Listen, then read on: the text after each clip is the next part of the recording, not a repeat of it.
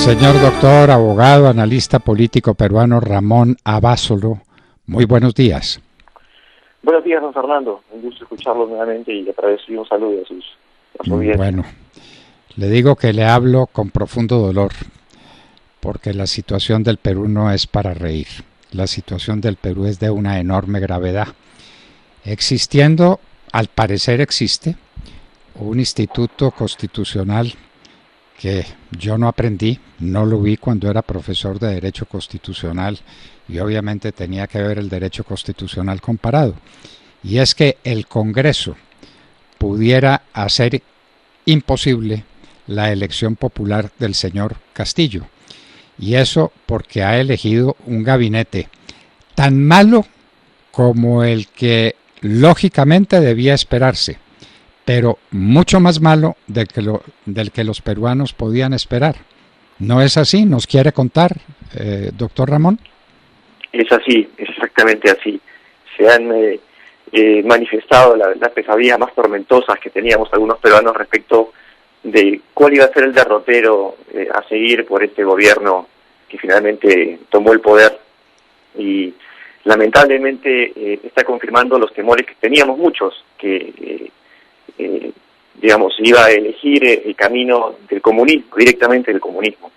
Y no solamente el comunismo, sino además el camino de la improvisación, del desconocimiento de las normas, del desconocimiento de la institucionalidad, de la destrucción de los institutos, en fin, es un momento muy complicado para el país y esperamos que el Congreso esté a la altura, para hacer frente de una forma constitucional, por supuesto, al menos por ahora, que no se han roto directamente ningún cauce constitucional a este gobierno del señor Castillo.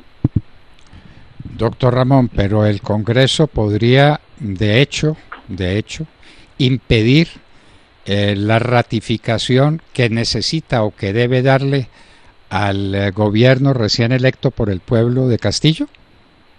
¿Podría suceder que el gobierno de Castillo no pudiera entrar en funciones? Sí, existe un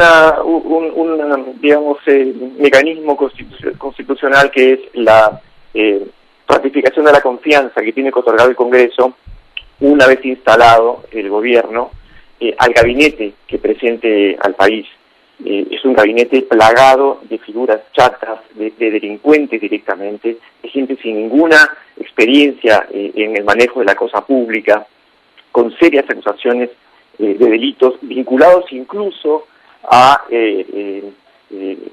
apología al terrorismo o a vinculaciones con terroristas directamente, o con ex-terroristas si se quiere ser un poco más leve en la acusación.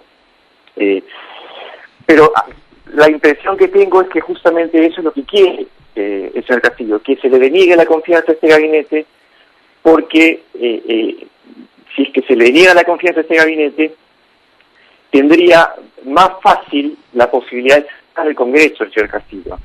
Cuando el Congreso deniega por segunda vez un gabinete, el presidente de la República está en capacidad automáticamente de cerrar el Congreso y de convocar a elecciones. Entonces, da la impresión de que ha puesto a gente deliberadamente mala en el gabinete para que el Congreso no tenga otra opción más que no darle la confianza y acelerar así el cauce hacia un cierre del Congreso. Aparentemente esa no va a ser la situación, se le va a otorgar la confianza, aparentemente habría que escuchar qué es lo que va a decir el premier, el presidente del Consejo de Ministros, y en la disputa política vendría por otro lado, por un lado más el enfrentamiento en las calles o seguramente el enfrentamiento político entre algunos voceros de algunas bancadas y el gobierno. Doctor Ramón Abasolo, déjeme satisfacer una inquietud que me taladra el corazón. Cuando uno asume un modelo político, cuando uno dice es que me voy por aquí en el manejo de la sociedad que está puesta a mi cuidado, debe tener un punto de referencia. Dice es que esto ha funcionado bien, es que llevamos unos cuantos 2000 y tantos años de historia y de democracia representativa desde la Revolución Francesa 1789. Entonces uno tiene modelos. Mire que esto en Inglaterra ha funcionado. Mire que esto en los Estados Unidos caminó muy bien. Mire que este tema económico se hizo bien en la China cuando adoptó el sistema capitalista. Mire, mire, mire. Yo le pregunto, esto que están ensayando en el Perú, un régimen comunista, ¿dónde ha funcionado bien? A los peruanos, ¿qué les dicen? Es que vamos a hacer esto porque vea la maravilla que se consiguió con esto en tal parte del mundo, en tal momento de la historia. Sí, yo entiendo la situación desde dos puntos de vista. Un punto de vista netamente coyuntural, que es el de la pandemia, que ha desnudado una serie de falencias y vulnerabilidades del sistema peruano de educación, de salud, etcétera. Pero uno más estructural y que viene ya de años y que es el constante ataque y desprestigio del sistema de partidos políticos, que se ha acelerado en los últimos años a través del ataque constante del gobierno de Vizcarra, constante y permanente de este suerte de caudillo que se hizo también del poder de una forma bastante cuestionable y que nos ha legado esta situación. Entonces, la gente se ha sentido de alguna forma poco representada y este es también un voto de protesta, es un voto también que podría marcarse en esa circunstancia. Hay mucha gente que ha votado por Castillo con un halo de esperanza de que la cosa no va a ir tan mal. Ahora, por supuesto, se arrepienten en el alto. Pero efectivamente, este es un gobierno que no tiene ninguna posibilidad, tal como está diseñado, de llevar al país a una situación, digamos, medianamente interesante para los intereses nacionales. Entonces, no sabemos hacia dónde va a ir. Entiendo que hay, y se ven además liderazgos importantes dentro del Congreso. Uno de ellos es el del almirante Jorge Montoya, que es el vocero de una bancada de centro derecha, que está enfrentando decididamente este gobierno, ha puesto condiciones para el diálogo. Esperemos que estos liderazgos tengan además un respaldo popular, que entiendo que así va a ser, y que permitan de alguna forma moderar un poco el discurso y en ese sentido también permitir que las formas políticas e institucionales se mantengan. Doctor Abasolo, el Perú traía muchos años, algunos dicen que 25 años, de un modelo económico que produjo resultados. Ahí están a la vista. La multiplicación de las exportaciones, la multiplicación de los ingresos provenientes de inversión extranjera. Es decir, en muchos factores el Perú era modelo y el Perú venía progresando siendo un país, nos llaman despectivamente tercermundista, un país pobre, lo que se quiera, pero con unos resultados sorprendentes en muchos de los aspectos de la actividad económica. El señor Castillo propone cambiar eso. ¿Por qué? ¿Cuál es el elemento constructor de una nueva organización económica que le va a producir mayores ventajas y mejor vivir a los peruanos? ¿Cuál es la propuesta que se le está haciendo a los peruanos que sea comparable con alguna que haya resultado bien en el mundo? Bueno, entiendo que el señor Castillo basa su plataforma económica en digamos, la poca llegada que ha tenido el sistema económico en algunos sectores, sobre todo muy de campo, muy marginales, en donde efectivamente esa prosperidad económica no ha logrado penetrar. El Perú tiene un territorio importante de campesinos pobres que no han visto, o no han sentido ese crecimiento que efectivamente ha sido muy importante en los últimos 20 o 30 años. Entiendo que esa es la base importante de sus votantes, pero aparte de eso hay efectivamente un descontento. Hay gente de izquierda liberal que vive en las zonas más pudientes de la capital, Miraflores, en Barranco, en San Isidro, que no ha tenido empacho en votar por Castillo, justamente para evitar votar por una candidata como Keiko Fujimori, que si bien tenía algunos cuestionamientos de corrupción que no estaban siendo probados todavía, ojo, sí garantizaba ese mismo derrotero que había seguido el Perú y que había permitido el crecimiento económico del que este país mayoritariamente se vio beneficiado.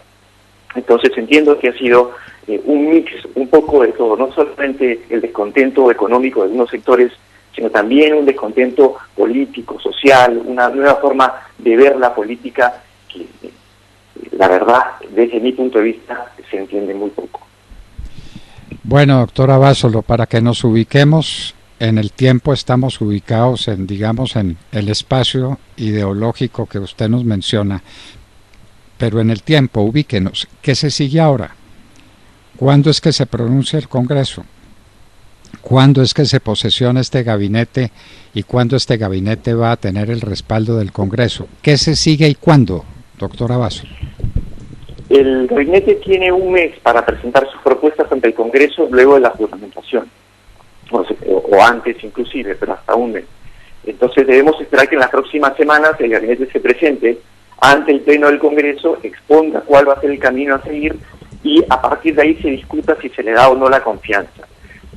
Desde mi punto de vista, la confianza no se va a denegar, salvo que exista algunas propuestas un poco, digamos, excesivamente tiradas a la izquierda radical. Pero entiendo que se va a seguir en la confianza y a partir de ahí habrá una disputa política muy fuerte. Se habla incluso de la vacancia presidencial por incapacidad moral. El Congreso, como es un Congreso mayoritariamente de oposición, felizmente, tiene los votos para poder vacar al presidente si es que logran ponerse de acuerdo en ese sentido. Entonces, tampoco es tan sencillo para el presidente poner el pie fuerte dentro del Congreso y decir aquí se hace lo que yo digo. Hay una necesidad de concertación porque sabe que los votos de su bancada de Perú Posible no alcanzan para evitar una eventual vacancia. Entonces, ahí se va a concentrar un poco la lucha política para moderar el discurso y moderar también las propuestas, que entiendo que van a ser, si se moderan en algo, una cosa bastante, digamos, poco respecto de lo que se espera, pero ese va a ser más o menos el camino a seguir. Bueno, doctora Abasolo, pues aquí seguimos pendientes de lo que ocurra, no por simple simpatía con el Perú, sino porque lo que pasa en el Perú influye en toda América del Sur. Y es que a propósito de eso, doctor Londoño, la influencia de Perú y de ese régimen de Castillo, obviamente nos impacta en Colombia como los vecinos más próximos, pero por supuesto impacta a toda la región. Doctor Abasolo, lo saluda Sergio Helt. Yo quisiera plantearle esta última pregunta y es sobre precisamente el nuevo ministro de Relaciones Exteriores del Perú, el guerrillero del ELN del Perú, del Ejército de Liberación Nacional del Perú, el ELN, Héctor Béjar.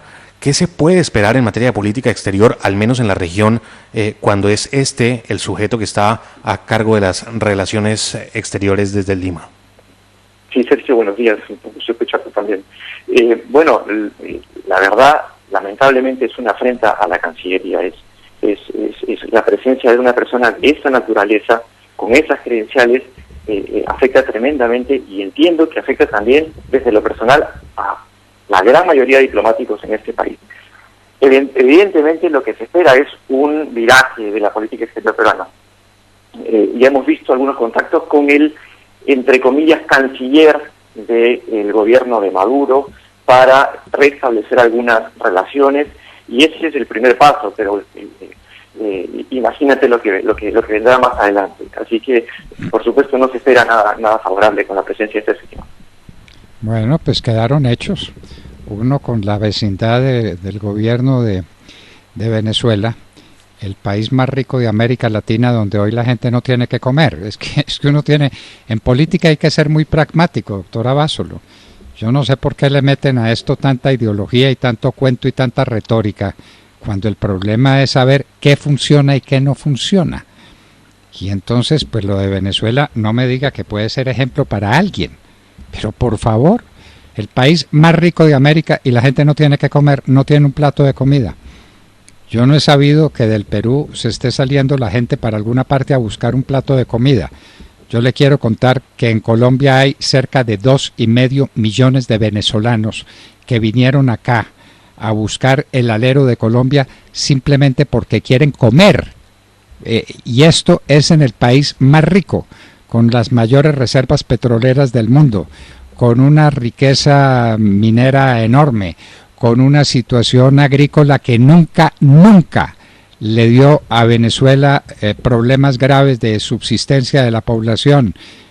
Pero por Dios, el país rico de América convertido en lo que lo hemos convertido, y ese es el modelo. Y es eso lo que se le propone al Perú, y el Perú lo puede aceptar. A la distancia uno no entiende, francamente no entiende. Claro que hay parte de la población del Perú que no ha tenido acceso a estos desarrollos económicos y tecnológicos y de todo tipo, que son indígenas que están muy atrasados, pero bueno, ese es un hecho sociológico que hay que enfrentar y que hay que tratar de corregir a través de la educación, a través de procesos que sean creativos para todos, pero destruyendo lo que hay, acabando con lo que pudo hacer el Perú en los últimos 20 o 30 años. Bueno, no lo entiende uno, doctora Abasolo. Dios tenga piedad de todos nosotros, porque lo que pasa en el Perú pasa en toda América. Doctor Ramón Abasolo, de nuevo, 1.000.000 de gracias por estar en la hora de la verdad. Gracias, don Fernando, y a disposición, como siempre. Un abrazo. Bueno, queridos amigos, esperemos a ver qué pasa en el Perú, pero la situación es dramática. Un país que venía bien, se aburrió de venir bien y ahora quiere tener como modelo, hágame el favor, a Venezuela. Bueno, en fin, cuando la gente resuelve suicidarse, pues se suicida. ¿Qué va a hacer uno? El consuelo que queda, doctor Londoño, es esa flexibilidad que es terrible desde el punto de vista constitucional, pero la flexibilidad que tienen los peruanos para vacar a los presidentes, ¿no? Por esa incapacidad moral, y bueno, por eso es que el país vecino, país hermano, ha tenido 5 presidentes en 4 años. Precisamente por esa figura que, bueno, seguramente Castillo la tiene muy en mente y es una posibilidad que existe día tras día, la posibilidad de ser declarado impedido moralmente para seguir ejerciendo la presidencia del Perú. Vamos a ver cuánto logra sostenerse.